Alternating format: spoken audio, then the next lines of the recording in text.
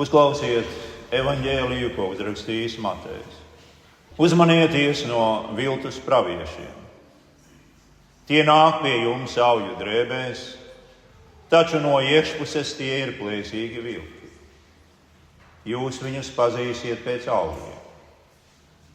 Vai tad kāds lasa vīnogas no ēršķiem vai vīģes no dažiem? Tā katrs labs koks nes labus augļus, bet nelāks koks nes sliktus augļus. Labs koks nevar nest sliktus augļus, nec nelāks koks labus. Ikvienu koku, kas nenes labus augļus, nocērt un iemet ugunī.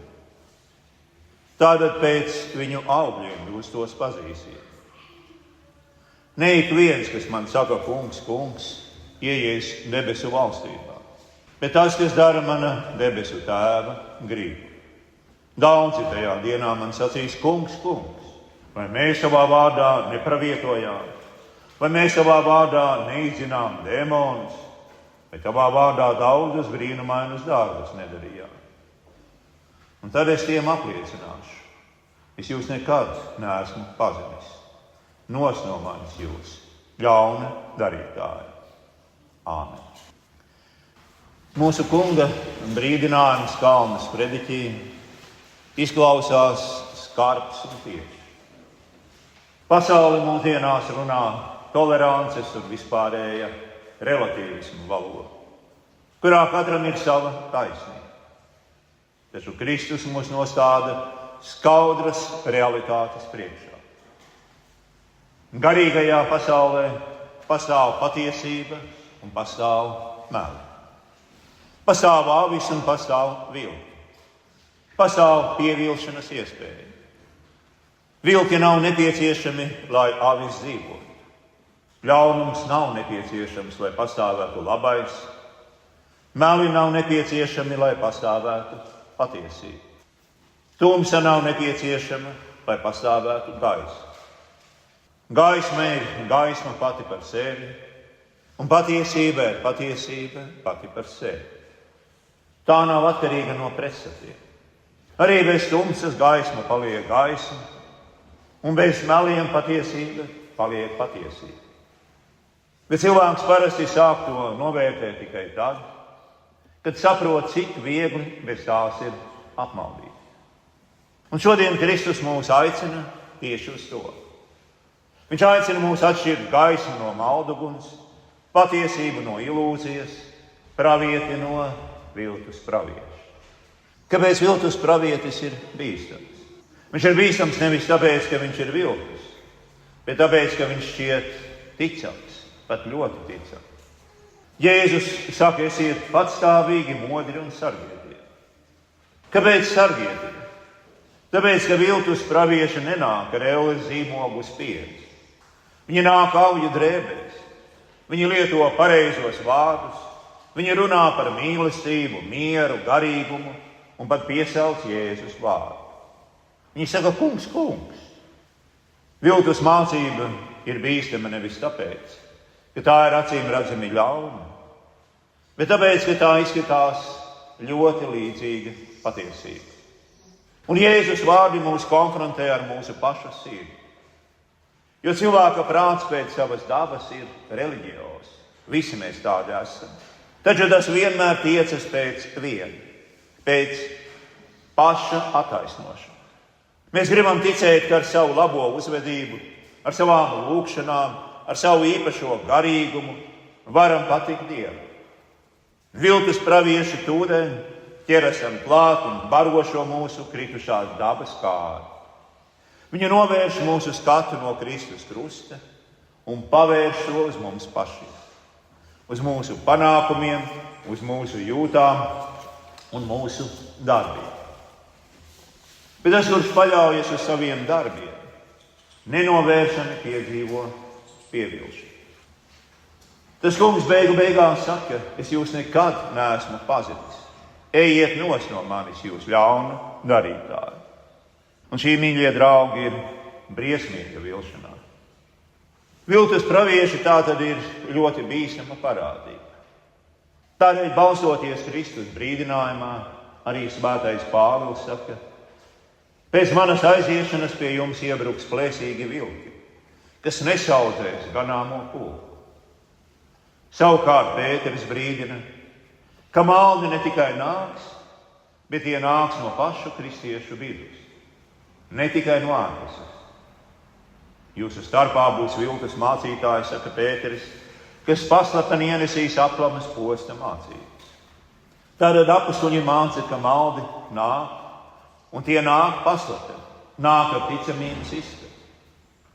Arī krietnie baznīcas skolotāji nebitējās brīdināt kristiešus. Tā Mārtiņš Luters saka, viltus pravieši vienmēr ir bijuši un būs, un tādēļ Kristus brīdina, sargieties un esiet vērīgi. Luters uzsver, ka viltus pravieši parādās tieši tur, kur skan raksti. Tieši tur, kur Dievs ceļ savu baznīcu, vēlns ceļ savu sinagogu. Un Karls Ferdinands Valters saka, ja Sātans vēlas maldināt Dievu bērnus, tad viņš maskējas par gaismas eņģeli. Un Valters atgādina, ka maldi neizskatās pēc tumsas, tie izskatās pēc gaismas. Un Karls Vislavs piebilst, viltus pravieši sludinās, ka viss ir kārtībā, kad īstenībā nekas nav kārtībā. Un Vislavs arī norāda, ka viltus pravietis nepazīst grēka nopietnību, un tāpēc viņš nerunā par pestīšanu. Mūsdienās maldu gaisma bieži nenāk ar teoloģisku valodu. Tā nāk ar digitālu spožu. Tā ienāk caur algoritmiem, kas baro mūs ar saturu, kas izskatās gudrs, iedvesmojošs, garīgs, bet tas nav sapņots Kristu. Dažkārt tas ir pašpalīdzības garīgums, ar ko pilnas ir visi sieviešu žurnāli, kas sola mieru bez grēku piedošanas. Citreiz tie ir pseido-pravietiski vēstījumi, kas manipulē ar cilvēku bailēm vai cerībām. Un digitālā vide rada ilūziju, ka katrs var būt pravietis. Katrs var būt skolotājs, mācītājs, gaismas nesējs. Un tieši tāpēc Kristus brīdinājums ir tik aktuāls. Ne viss, kas spīd ekrānā, ir gaisma. Ne viss, kas skan pārliecinoši, ir patiesība. Ne viss, kas izskatās garīgi, ir no Dieva. Vilks savju drēbēs mūsdienās bieži nāk kā influenceris, mentors, motivators, kurš runā par gaismu, bet pats kā vēlns bēg no krusta. Un tāpēc kristietim ir jābūt nomodā. Ne ar aizdomām, bet ar gaismu, kas nāk no Kristus, un vienīgā spēja atšķirt patiesību no digitālās ilūzijas. Mūsdienās viltus pravietis bieži nāk tērpts algoritmu drēbē. Mūsu telefons, ziņu lentes, sociālie tīkli, garīguma piedāvājumi, kas sola mieru bez krusta un piepildījumu bez grēka piedošana. Mēs dzīvojam laikā, kad informācija plūst nevis kā upe, bet kā milzīga strauma pēc lietuvām. Ātri, skaļi, nesakārtoti, haotiski. Katrs ekrāns piedāvā savu patiesību, katrs algoritms savu gaismu. Un šajā haosā kristietim ir vajadzīgi noteikti orientieri, kas nav atkarīgi no klikšķiem, tendencēm, emocijām, sirsniņām zem satura. Galvenais orientieris ir svētā gara gaismā sniegts Kristus vārds, kas nemainās, nepielāgo, kas māca atšķirt skaļo no patiesā, spožo no svētā, populāro no mūžīgā. Informācijas haosā kristietis tiek aicināts būt gaismas bērns, kas neļauj tumsai definēt, kas ir patiesība. Baznīca tad nu ir kopiena, kurā ticība tiek pārbaudīta nevis ar sajūtām, emocijām, sirsniņām un citiem apzīmējumiem, simboliem, bet ar Dievu vārdu un ar gadsimtos krāto gudrību. Kā mēs varam tikt glābti, ja pat mūsu pašu labākie nodomi var izrādīties viltus augi? Un šeit Jēzus nāk mums palīgā, dodot līdzību par koku. Labs koks nevar nest sliktus augļus, slikts koks nevar nest labus augļus. Šeit atklājas luteriskās ticības kodols. Augļi nepadara koku par labu. Labais koks nes labus augļus. Cilvēks nekļūst taisns Dieva priekšā, darot labus darbus. Gluži pretēji. Cilvēkam vispirms ir jātop labam, lai viņš spētu darīt to, kas patīk Dievam. Un kā mēs topam par labu koku? Kā mēs patīkam Dievam? Protams, ne ar savu spēku vai ar savas gribas lēmumu. Mēs topam uzpotēti Kristu dzīvības kokā. Tas notiek svētajā kristībā, tas notiek ticot viņa vārdam, tas notiek apmeklējot dievkalpojumus, saņemot absolūciju un vakarējumu.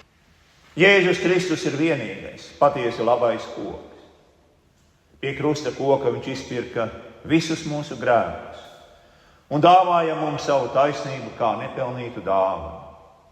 Un kad tu tici Jēzum, tad viņa taisnība kļūst par tavu taisnību. Tas ir tas, ko Dievs sagaida no tevis. Dievs uzlūko tevi caur savu dēla asins upuri un saka: tu esi mans mīļais bērns, tu esi labs koks. Nu, tad, protams, seko dzīve ticībā. Šeit mums ir jāmācās saprast, ko nozīmē Jēzus vārdi. No viņu augļiem jums tos būs pazīt. Īsta pravieša ir patiesas baznīcas auglis, ir šķīsts evaņģēlijs un svētie sakramenti, kas tiek mācīti un svinēti pēc Kristus pavēles, saskaņā ar viņa vārdu. Tādēļ īsts sludinātājs vienmēr rādījis uz Jēzu, uz grēku piedošanu, ko viņš ir izcīnījis priekš mums pie krusta. Nu, un tavi personīgi augļi, tie nav grandiozi, tie nav pašizdomāti varoņdarbi. Nav jāiet 300 kilometrus uz Aglonu ar kājām vai vēl kas tam līdzīgs jādara. Luteriskā izpratnē labi augļi ir vienkārša uzticīga kalpošana savam tuvākajam, tajā aicinājumā, kurā Dievs tevi ir licis. Proti būt uzticamam tēvam vai mātei, strādāt vaigas viedros, vārīt putru, mainīt autiņus, godīgi darīt savu ikdienas darbu, uzklausīt un palīdzēt tam, kam klājas grūti. Šie augļi nerodas no bailēm un piespiešanām, un tie nav izdomāti augļi, bet tie brīvi un dabiski plūst no pateicības par to, ka Kristus tevi jau ir izglābis. Un tā, mīļā draudze, sargāsim savas sirdis no tiem, kas piedāvā plētu mierinājumu bez Kristus krusta. Paliksim uzticīgi Dieva vārdam, kas mūs baro ar patiesību. Atgriezīsimies pie Kristus žēlastības avota katru dienu no jauna, jo viņš ir tas, kurš mūs uztur, kops un nes mūsos mūžīgās dzīvības augļus. Un mēs lūdzam, mīļais kungs Jēzu Kristu, tu patiesā gaisa, izgaismo mūsu sirdis, lai mēs atpazītu maldugunis un turētos pie tevis, pie vienīgā ceļa, pie vienīgās patiesības un dzīvības. Dod mums pazemību, nes labus augļus, dod mums drosmi dzīvot tavā priekšā sirds skaidrībā un patiesumā. Neļauj tumsai mūs pievilt un vadi mūs cauri šai pasaulē, līdz tai lielajai dienai, kad mēs redzēsim tevi vaigu vaigā. Tu patiesi Dievs, kas dzīvo un valdi kopā ar Tēvu un Svēto garu mūžīgi. Tavam vārdam ir pateicība, gods un slava mūžīgi. Āmen.